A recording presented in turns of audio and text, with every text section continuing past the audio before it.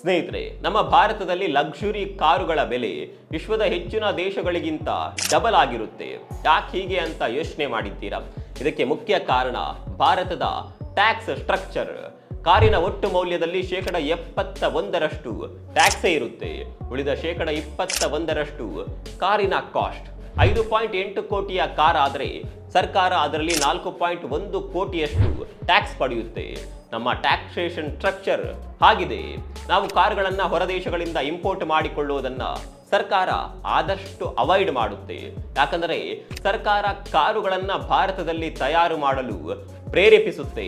ಇದರಿಂದ ಭಾರತದ economy growth ಆಗುತ್ತೆ, ಜೊತೆಗೆ ಮ್ಯಾನುಫ್ಯಾಕ್ಚರಿಂಗ್ ಸ್ಟ್ರಕ್ಚರ್ಗಳು ಅಭಿವೃದ್ಧಿ ಆಗ್ತಾವೆ. ಅಷ್ಟೇ ಅಲ್ಲ, ಭಾರತದಲ್ಲಿ ಬೇಕಾದಷ್ಟು ಉದ್ಯೋಗಗಳು ಕೂಡ ಸೃಷ್ಟಿಯಾಗುತ್ತೆ. ಆದರೆ ಕೆಲವು ಬ್ರ್ಯಾಂಡ್ಗಳಾದ ಲ್ಯಾಂಬೋರ್ಗಿನಿ, ಫೆರಾರಿ, ರೋಲ್ಸ್ ರಾಯ್ಸ್ ಇವುಗಳನ್ನೆಲ್ಲ ತಯಾರಿಸೋದಕ್ಕೆ ಇರೋದು ಇಡೀ ವಿಶ್ವದಲ್ಲೇ ಒಂದೊಂದೇ ಉತ್ಪಾದನಾ ಘಟಕಗಳು. ಇಂತಹ ಕಾರುಗಳನ್ನು ನಾವು ಇಂಪೋರ್ಟ್ ಮಾಡಲೇಬೇಕು. ಹಾಗಾಗಿ ಅಮೆರಿಕ, ಯುರೋಪ್ಗಿಂತಲೂ ಡಬಲ್ ಬೆಲೆಯಲ್ಲಿ ಈ ಕಾರ್ಗಳನ್ನು ಭಾರತದಲ್ಲಿ ಖರೀದಿ ಮಾಡಬೇಕಾಗುತ್ತೆ. ನಮ್ಮ ಭಾರತದ ಟ್ಯಾಕ್ಸ್ ನೀತಿ ಬಗ್ಗೆ ನಿಮ್ಗೆ ಏನನ್ಸುತ್ತೆ? ಕಾಮೆಂಟ್ ಮಾಡಿ.